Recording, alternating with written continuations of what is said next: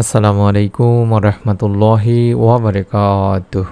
1 minute মাদ্রাসা YouTube চ্যানেলে সম্মানিত দিনী ভাই বোনেরা, আমি আশা করি রব্বুল আলামিন আল্লাহ তাআলার অশেষ মেহেরবানি এবং দয়ায় আপনারা ভালো আছেন, সুস্থ আছেন। আলহামদুলিল্লাহ। পবিত্র জিলকদ মাসের আজ হচ্ছে প্রথম সোমবার। ফজরের নামাজ আদায় করার পরে অবশ্যই 11 বার হলে এই ছোট্ট দোয়াটি পড়বেন এবং আল্লাহ তাআলার কাছে আপনার মনের সব নেক আশাগুলো তুলে ধরবেন। রব্বুল আলামিন আল্লাহ তাআলা চাহে তো সূর্য ওঠার আগে আপনার মনে নেক আশা পূরণের সুসংবাদ পাবেন। মনের মধ্যে বিশ্বাস নিয়ে যদি আমলটি করেন, রব্বুল আলামিন এই আমলের ওসিলায় বান্দার মনে নেক আশার সঙ্গে সঙ্গেই পূরণ করে থাকেন। ইনশাআল্লাহ আপনার আশাটাই পূরণ হয়ে যাবে। তাই অনুরোধ করছি, অবশ্যই আমলের নিয়ত ভিডিওটি দেখুন। জিলকদ হচ্ছে 2 ঈদের মধ্যবর্তী একটি মাস। কোরআনের ঘোষিত 4 হারাম মাসের মধ্যেও একটি। আবার হজের 3 মাসের মধ্যবর্তী মাসও এটি। অবস্থানগত কারণ ছাড়াও এই মাসটি ঐতিহাসিকভাবে অত্যন্ত ফজিলতপূর্ণ, তাৎপর্যপূর্ণ এবং সোমবার অত্যন্ত গুরুত্বপূর্ণ একটি দিন ও রাত। আজ সোমবারের এই দিনে বা রাতে এই ছোট্ট দোয়ার আমলটি করলে মনের আশাগুলো আল্লাহ তাআলা পূরণ করে দেবেন। সকল দোয়া কবুল হয়ে যাবে ইনশাআল্লাহ। কারণ সাপ্তাহিক আমলগুলো পেশ করা হয় সোমবার, বৃহস্পতিবারে। হাদিসে এসেছে এই দুদিন রাসূল পাক সাল্লাল্লাহু আলাইহি ওয়াসাল্লাম রোজা রাখতেন। আবু হুরায়রা রাদিয়াল্লাহু তাআলা আনহু-এর বর্ণনা মতে রাসূলুল্লাহ সাল্লাল্লাহু আলাইহি ওয়াসাল্লাম বলেন, প্রতি সপ্তাহে সোমবার, বৃহস্পতিবার আল্লাহ তাআলার কাছে বান্দার আমল পেশ করা হয়। তখন আল্লাহ তাআলা তার মুমিন বান্দাদেরকে ক্ষমা করে থাকেন। তাছাড়া আমরা জানি সোমবার ফজিলতপূর্ণ একটি আমল, ফজিলতপূর্ণ একটি দিনের আমল দেনি ভাই বোনেরা। আর ফজরের নামাজ আদায় করার পরে যদি কোনো দোয়া করা হয়, রব্বুল আলামিন সেই সময় দোয়া আল্লাহ তাআলা ফিরান না। কারণ প্রত্যেক ওয়াক্ত নামাজে আল্লাহ তাআলা বিশেষ কিছু ফজিলত দিয়েছেন। এর মধ্যে অন্যতম হলো ফজরের নামাজ বা ফজরের সালাত।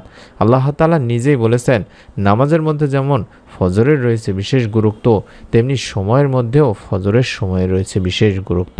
পবিত্র কোরআনুল কারিমে তাই তো আল্লাহ তাআলা ফজর নামে একটি সূরা নাজিল করেছেন।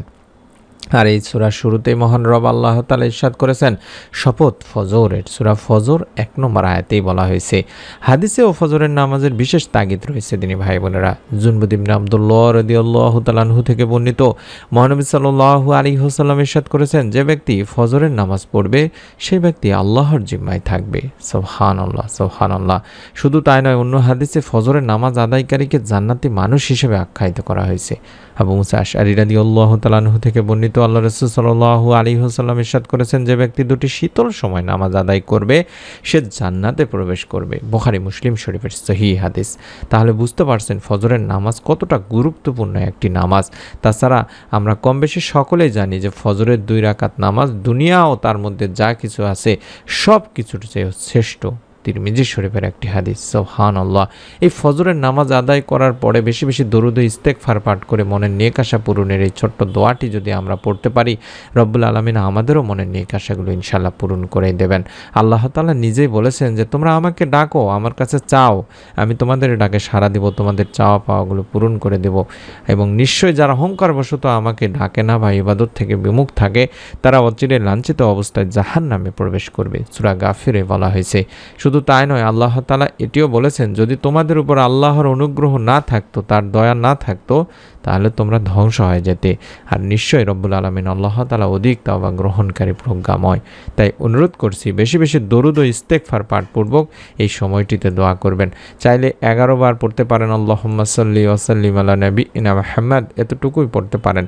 অথবা আস্তাগফিরুল্লাহ, আস্তাগফিরুল্লাহ, আস্তাগফিরুল্লাহ, এইভাবে এই ইস্তেগফারটিও বেশি বেশি করে পড়ে নেবেন। দরুদ ও ইস্তেগফার পাঠপূর্বক দোয়া করলে আল্লাহ তাআলার কাছে সেই দোয়া পৌঁছে যায় দিনী ভাই বোনেরা। কারণ হযরত আনাস রাদিয়াল্লাহু তাআলা আনহু বর্ণনা পাওয়া যায় একটি হাদিস, যেখানে আল্লাহ রাসূল সাল্লাল্লাহু আলাইহি সাল্লাম নিজেই বলেছেন, যতক্ষণ রাসূলুল্লাহ সাল্লাল্লাহু আলাইহি ওয়াসাল্লামের উপর দরুদ পড়া হবে না, ততক্ষণ সেই দোয়া বাধাগ্রস্ত অবস্থায় থাকবে। অর্থাৎ এই দোয়া আসমান ও জমিনের মাঝখানে ঝোলানোর অবস্থায় থাকবে। এই দোয়া আল্লাহ তাআলার কাছে পৌঁছবেই না এবং তা কবুলও হবে না। তাই দোয়ার শুরুতে আমাদের সকলেরই প্রশংসা স্বরূপ আল্লাহ তাআলার প্রশংসা হিসাবে আমরা সূরা ফাতিহাটা পড়ে নিতে পারি এবং বিশ্বনবী সাল্লাল্লাহু আলাইহি সাল্লামের উপর দরুদ পাঠপূর্বক দোয়া করতে পারি।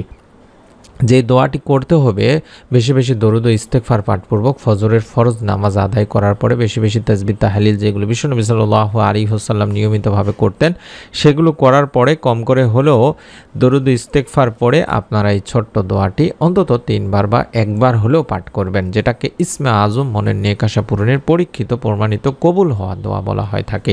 এই দোয়ার মাধ্যমে আল্লাহ তাআলা বান্দাকে কখনো নিরাশ করেন না, বিফল হন না। তাই অনুরোধ করছি এই দোয়াটি কম করে হলেও দেখে দেখে হলেও অন্তত একবার পড়বেন।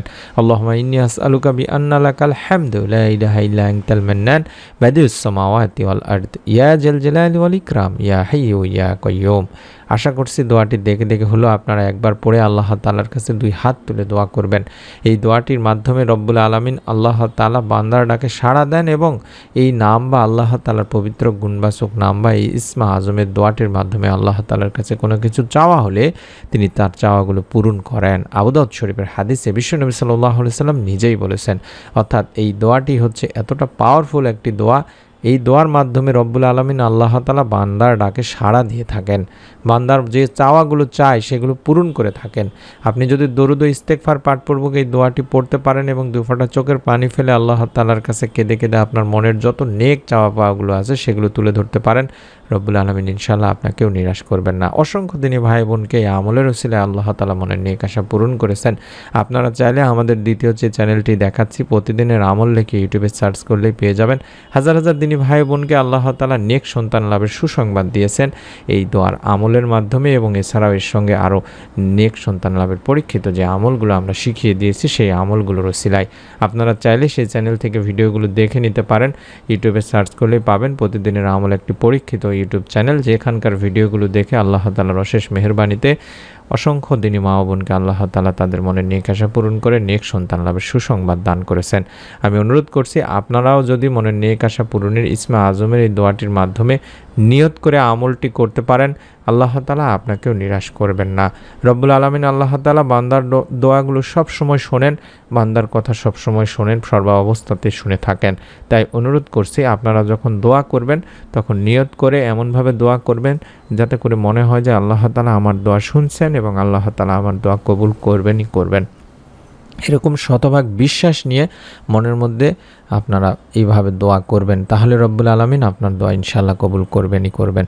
আর যদি মনে করেন যে আমার দোয়া আল্লাহ তাআলা কবুল করবেন কি করবেন না, অবহেলায় দোয়া করে থাকেন, অমনোযোগী হয়ে দোয়া করে থাকেন, তাহলে সেই দোয়া কবুল হওয়ার সম্ভাবনা কম থাকে দিনী ভাই বোনেরা। একজন মানুষের কাছে যেভাবে চাইলে আল্লাহ তাআলা যেভাবে আপনি মানুষের কাছে চান, যেমন চাওয়ার উপরে অনেক সময় নির্ভর করে মানুষ আপনাকে সাহায্য করে থাকেন, ঠিক সেরকম আপনি আল্লাহ তাআলার কাছে এমনভাবে কাকুতি মিনতি করে দোয়া করবেন রব্বুল আলামিন যেন আপনার কাকুতি মিনতি দেখে আপনার মনের নেক আশা পূরণ করে দেওয়ার সিদ্ধান্ত নিয়ে নেন। তাই অনুরোধ করছি অবশ্যই আপনারা, আবারও বলছি, নিয়ত করে আমল করবেন। প্রত্যেকটি আমলই নিয়তের উপরে নির্ভর করে থাকে।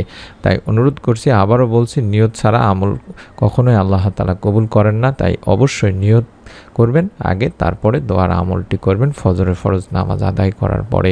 আমরা আপনাদের জন্য প্রতিদিন নতুন নতুন আমলের ভিডিওগুলো দেওয়ার চেষ্টা করে থাকি। আশা করছি নতুন এরকম গুরুত্বপূর্ণ কোনো একটি আমলের ভিডিও আমরা দেব যখন, তখনই যেন পেয়ে যান। তার জন্য অবশ্যই আমাদের চ্যানেলটির একজন নিয়মিত মেম্বার হয়ে যান, সাবস্ক্রাইবার হয়ে যান। সকলে ভালো থাকুন, সুস্থ থাকুন। আমরা দোয়া করি রব্বুল আলামিন যেন আপনাদের সকলকে এই ছোট্ট আমলের ওসিলায় আপনাদের মনের যত নেক ও ভালো ইচ্ছেগুলো আছে সেগুলো পূরণ করে দেন, এর ফলাফল দুনিয়াতে দান করেন। আমিন।